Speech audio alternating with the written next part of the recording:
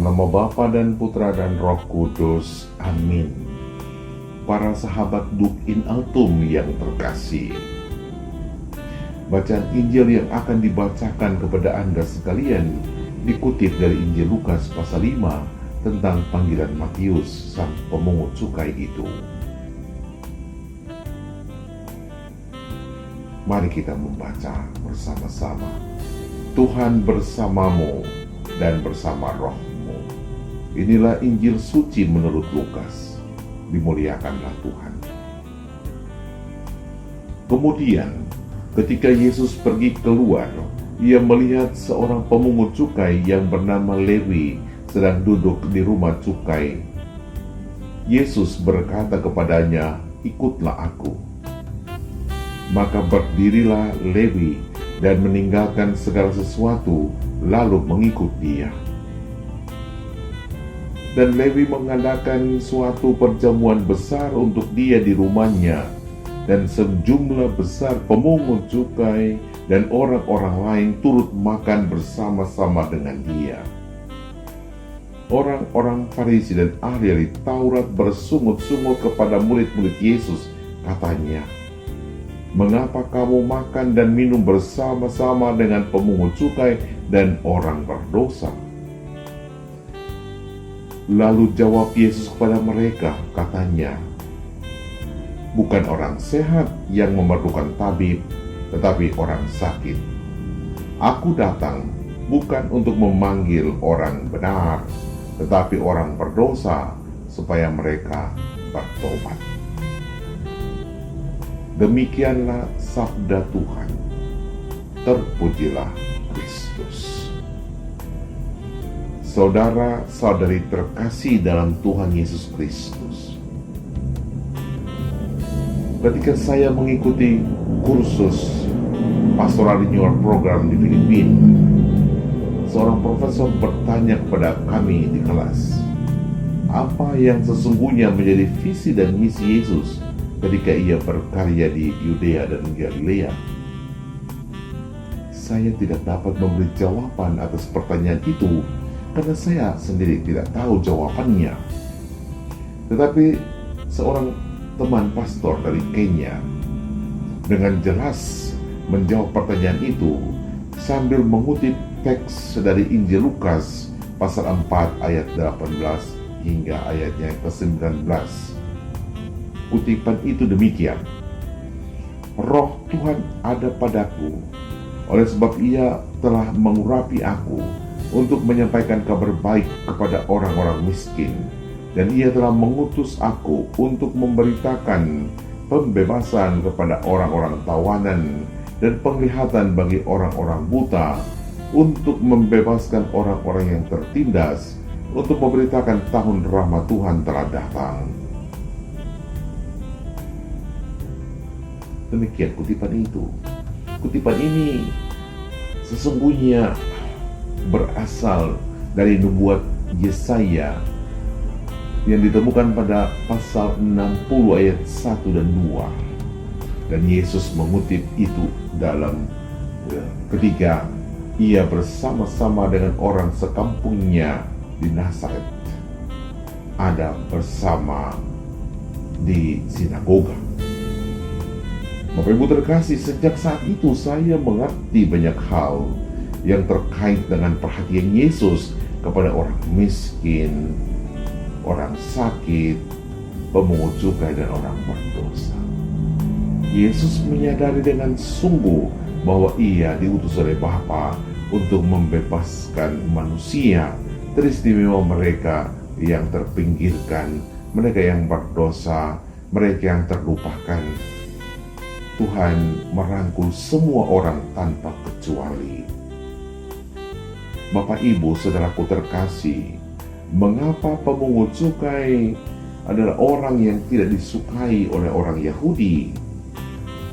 Alasan pertama adalah karena setiap orang Yahudi harus membayar 3 jenis pajak. Pajak pertama adalah pajak kepada Kaisar. Pajak kedua adalah pajak kepada Herodes, dan pajak yang ketiga adalah pajak baik bagi bait Allah. ketiga pajak ini sesungguhnya menekan kehidupan mereka. Para pemungut cukai menagih pajak dan bekerja bagi Kaisar Romawi, sang penjajah bangsa Israel zaman itu.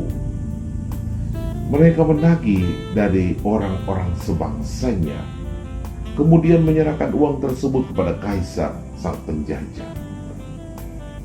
Lebih dari itu, mereka juga terkenal menagih dengan melebih-lebihkan uang tagihan demi keuntungan finansial mereka. Oleh sebab itu, orang Yahudi menganggap mereka sebagai pengkhianat bangsa dan penipu. Berangkat dari situasi ini, maka orang-orang Yahudi mengucilkan mereka dari bait Allah dan kehidupan keagamaan Yahudi. Bagaimana dengan sikap Yesus? Yesus berani keluar dari lingkaran kebencian itu. Ia merangkul yang sesat.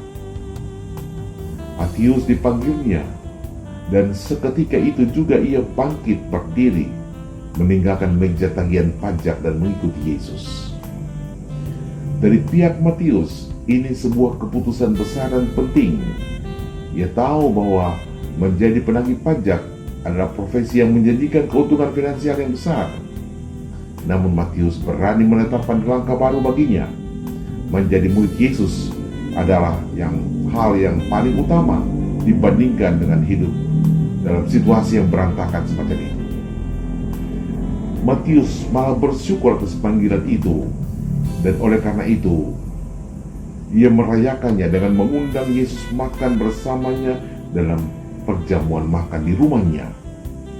Ia merayakan panggilan barunya bersama Yesus.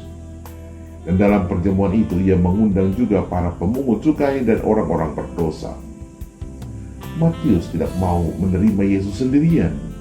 Ia mengajak para sahabatnya untuk mengenal Yesus. Dan dengan cara demikian, mereka dapat keluar dari lingkaran hidup mereka yang lama. Bapak, Ibu, Saudara terkasih, berhadapan dengan tudingan miring yang dilontarkan oleh para Farisi dan imam kepala, Yesus dengan terbuka mengungkapkan visi dan misinya, yakni ia datang untuk menyelamatkan orang berdosa. Saudaraku, telah menjadi jelas bagi kita sikap Yesus. Sikap ini tidak berubah sampai hari ini. Anda dan saya juga orang berdosa. Kita semua membutuhkan keselamatan yang berasal dari Yesus. Pertanyaannya, maukah kita mengambil keputusan seperti Matius untuk meninggalkan hidup lama dan memulai hidup baru bersama Kristus? Lagi, maukah kita mengisi masa prapaskah ini dengan merangkul orang-orang yang belum mengenal Yesus, orang-orang yang tersingkirkan dan berdosa, agar mereka memperoleh keselamatan daripadanya? Kita memohonkan rahmat Allah untuk hari yang mulia ini. Dan marilah kita berdoa. Allah yang Maha Rahim, kami datang kepadamu karena kami telah berdosa. Dahi kami telah ditandai dengan abu, tanda kerapuhan kami.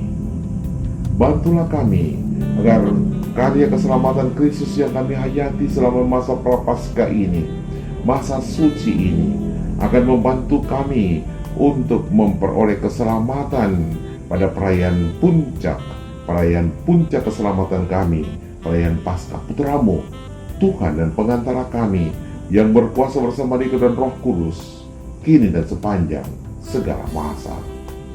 Amin. Dalam nama Bapa dan Putra dan Roh Kudus. Amin.